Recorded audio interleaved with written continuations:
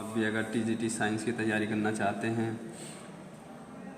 तो हमारे चैनल से जल्द से जल्द जुड़े और हमारे चैनल को सब्सक्राइब करने के साथ साथ लाइक करें ताकि हमारी हर वीडियो आपके पास समय से पहुंचती रहे। बच्चों, अभी तो हमने रसायन विज्ञान को शुरू किया था और रसायन विज्ञान की काफ़ी वीडियो अपलोड कर चुके हैं।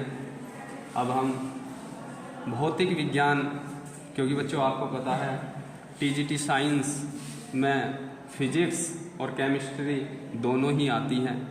62 क्वेश्चंस फिजिक्स के या केमिस्ट्री के आते हैं, 63 क्वेश्चंस फिजिक्स या केमिस्ट्री के, यानी कि पता नहीं 62 फिजिक्स के रख दें या 63 फिजिक्स के रख दें या 63 केमिस्ट्री के रख दें या 62 केमिस्ट्री के क्वेश्चन रख दें। कुल क्वेश्चन 125 होते हैं, 125 सवाल आते हैं। ये तो आपको पता ही है भाई, आप टीजीटी विज्ञान की तैयारी कर रहे हो ना, तो ये तो पता ही होगा कितने क्वेश्चन आते हैं।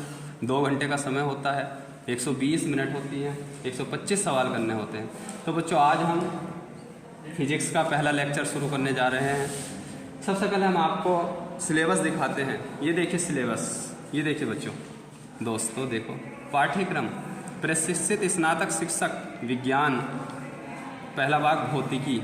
तो पहला बच्चों देखो, विमा एवं मापन, एसआई पद्धति में मूल मात्रक, व्युत्पन्न मात्रक, नीचे गति, बल, सापेक्षिक गति, न्यूटन का सापेक्षिक गति का सिद्धांत, इस तरीके से काफ़ी सारा सिलेबस है बच्चों। न्यूटन के गति के नियम, जड़त्वीय द्रव्यमान, संरक्षित असंरक्षित बल, आवर्तकाल को प्रभावित करने वाले कारक, त्वरण, बिना त्वरण वाले फ्रेम, लिफ्ट, जिस लिफ्ट से तुम ऊपर नीचे जाते हो बहुत ऊंचाई तक चले जाते हैं, वो लिफ्ट भी पढ़ाएंगे हमको। आपको देखना लिफ्ट होती क्या है।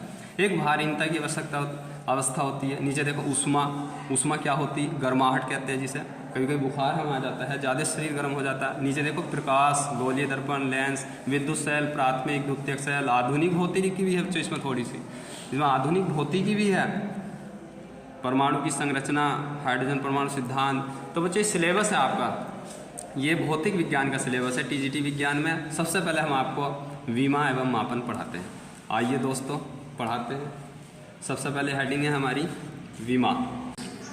देखो बच्चों, विमीय सूत्र, विमीय सूत्र, विमीय सूत्र। तो बच्चों विमीय सूत्र आपने कक्षा 11 में पढ़ा होगा। भाई आप टीजीटी विज्ञान की तैयारी कर रहे हो ना, तो विमीय सूत्र तो जानते हो, लेकिन किसी भी एग्जाम में विमीय सूत्र नहीं आता।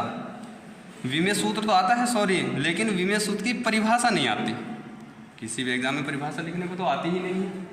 तो दोस्तों विमीय सूत्र सीखने से पहले कुछ हमें फार्मूले भी याद होने चाहिए। जैसे मान लो हमें क्षेत्रफल का विमीय सूत्र निकालना।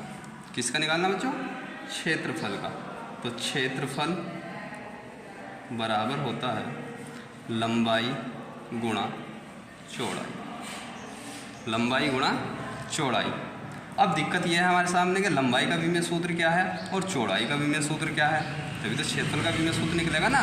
तो इसलिए कुछ बेसिक हमें सीखना ज़रूरी है, कुछ बेसिक हमें याद करना ज़रूरी है। जिस तरीके से हमें कोई भी गणित का सवाल करना होता है, उसके लिए हमें टेबल्स होने याद चाहिए, पहाड़े याद होने चाहिए, गिनती याद होनी चाहिए, गुणा के सवाल आने चाहिए, भाग के सवाल आने चाहिए। जब ये सवाल हमको नहीं आएंगे तो हम गणित का कोई सा सॉल्यूशन कैसे करेंगे, हाई लेवल का कैसे करेंगे, हाई स्कूल का, इंटर का कोई सवाल नहीं कर सकते ना। तो इसलिए हमें पहले गिनती याद करनी होती है, पहाड़े याद करने होते हैं, टेबल्स आने चाहिए, भाग आनी चाहिए, गुणा आनी चाहिए। तो इसीलिए अगर हमें विमीय सूत्र समझना है तो सबसे पहले हमें इनका कुछ बेसिक कंसेप्ट क्लियर होना चाहिए। आइए देखते हैं क्या है बेसिक कंसेप्ट। जैसे बच्चों लंबाई, आपको लंबाई का विमीय सूत्र याद रखना है एल। अब एल कहाँ से आई, ये दिक्कत है आपके सामने। तो एल फॉर होता है लेंथ, इंग्लिश में कहते हैं लेंथ, और लेंथ मीन्स होती है लंबाई। तो इसे याद करने का तरीका है लंबाई को एल, इसी तरीके से चौड़ाई और इसी तरीके से ऊंचाई, यानी ये 3 डायमेंशन हो, लंबाई, चौड़ाई, ऊंचाई, सबको लेंथ के रूप में मापते हैं ना, इसलिए इन तीनों को एल से ही आपको याद रखना है। यानी कि कहीं भी लंबाई, चौड़ाई, ऊंचाई आए किसी भी सूत्र में और उसका हमें विमीय सूत्र लिखना है, तो लंबाई का विमीय सूत्र एल लिखना होगा, चौड़ाई आएगी तो चौड़ाई का भी एल लिखना होगा, ऊंचाई आएगी तो ऊंचाई का भी एल लिखना होगा। आइए नीचे चलते हैं। अब देखो क्षेत्रफल का निकालेंगे। कितना आसान हो गया, क्योंकि क्षेत्रफल बराबर लंबाई गुना चौड़ाई। अब देखो लंबाई का मैंने बताया था ना एल, तो यहाँ लिख लो एल। और एक बात और याद रखना बच्चों, इसे जो बड़े ब्रैकेट में लिखते हैं ऐसे, छोटे में नहीं लिखते इस वाले में, इसमें मत लिखना। और एक मंझला ब्रैकेट होता, इसमें ही मत लिखना। किसमें लिखना? बड़ा ब्रैकेट। अब इसके बाद देखो गुणा लगा दी, चौड़ाई, चौड़ाई क्या है बच्चों? एल। चौड़ाई का भी हमें अभी बताया था ना, लंबाई का भी एल, चौड़ाई का भी एल। तो कितना हो गया? L L L square. देखो एक पावर इसकी, एक पावर इसकी, तो कितनी होगी बच्चों? 2 पावर। तो इसे पढ़ लेंगे हम L2 या L की घात 2।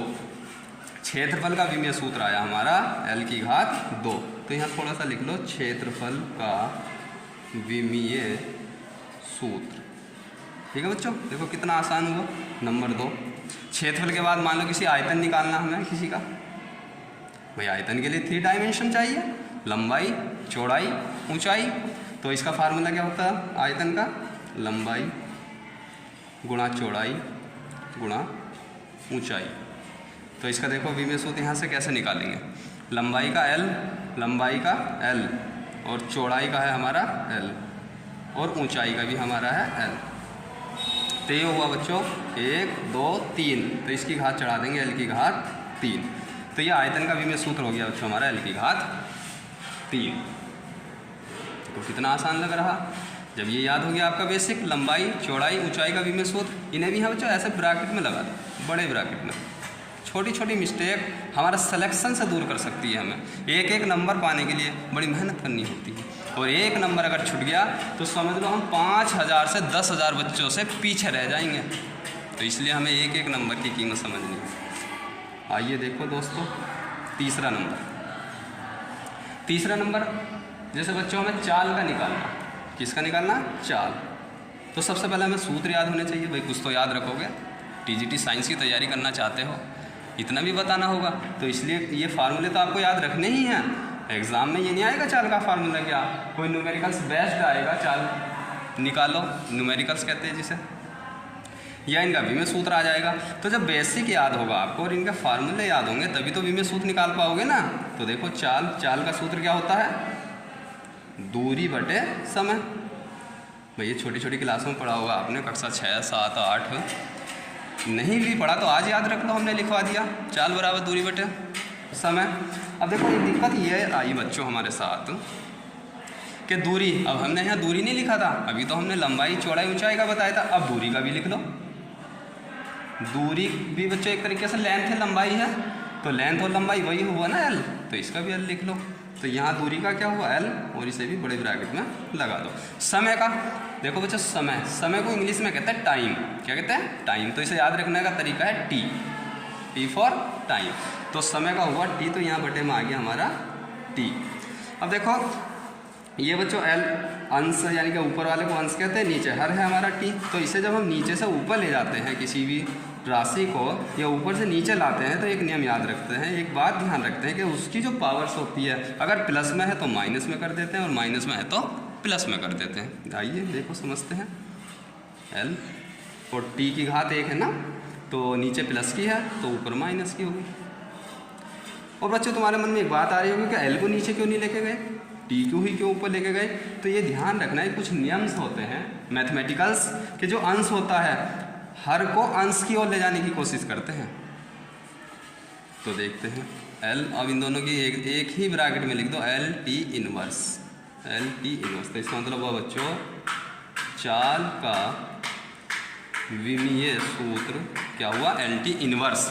इसके पढ़ने का 2 तरीके हैं, LT इनवर्स या LT की घात -1। कहीं भी -1 होगी तो उसे ही इन्वर्स कहेंगे।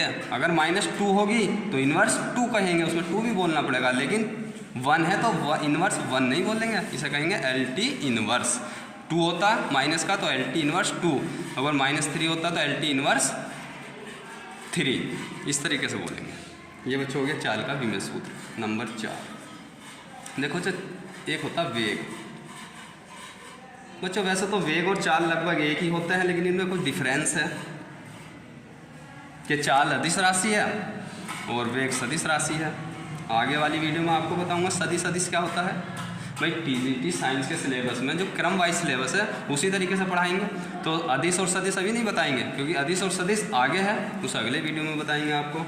तो शुरू में हमारा जो पहला टॉपिक है वो है विमीय सूत्र, इसलिए केवल बात आज हम विमीय सूत्र पर करेंगे। वरना आप भटक जाओगे इधर उधर। एक एक टॉपिक करके चलेंगे और एक एक टॉपिक जब आपको समझ में आएगा तो बहुत बढ़िया लगेगा।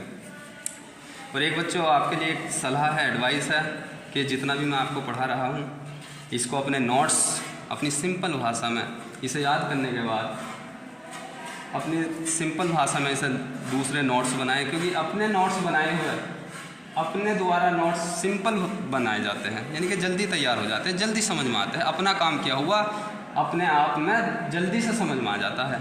इसलिए पहले वीडियो ध्यान से देखें और जहाँ समझ में ना आए वहाँ रोक रोक के देखें, उसे समझें और उसके बाद वीडियो कंप्लीट करने के बाद अपने नोट्स एक एक करके तैयार करते चलें। मुझे आशा है कि आप आने वाले समय में TGT साइंस का एक पद अपनी मुट्ठी में जरूर करेंगे। देखो आगे वेग का विमेय सूत्र। वेग का पहले तो बच्चों सूत्र पता होना चाहिए। तो वेग का सूत्र क्या होता है बच्चों? दूरी, इसमें तो हमारा चाल बराबर दूरी बटे समय, इसमें होता है बच्चों विस्थापन। क्या होता? विस्थापन बटे समय अंतराल। चाहे समय लिख लो, ये कोई नहीं, समय अंतराल, समय का अंतर, समय अंतराल, समय अंतराल, समय अंतराल, चाहे समय लिख लो, इससे कोई फर्क नहीं पड़ता। हमें तो वेग का विमेय सूत्र निकालना। तो देखो विस्थापन बच्चों, दूरी और विस्थापन, बस इसमें यही अंतर है। दूरी अदिश राशि है और विस्थापन सदिश राशि है। एक तरीके से ये मैं आगे आने वाली वीडियो में आपको समझाऊंगा। तो केवल आपको विमेय सूत्र निकालना सीखना है, इसलिए ज़्यादा डीपली में नहीं जाएंगे। तो विस्थापन का ये ध्यान रखना कि विस्थापन का विमेय सूत्र क्या होता है। भाई जब हमने आपको दूरी का एल बताया तो विस्थापन का भी एल हो गया, क्योंकि एक ही सिक्के के दो पहलू हैं ये।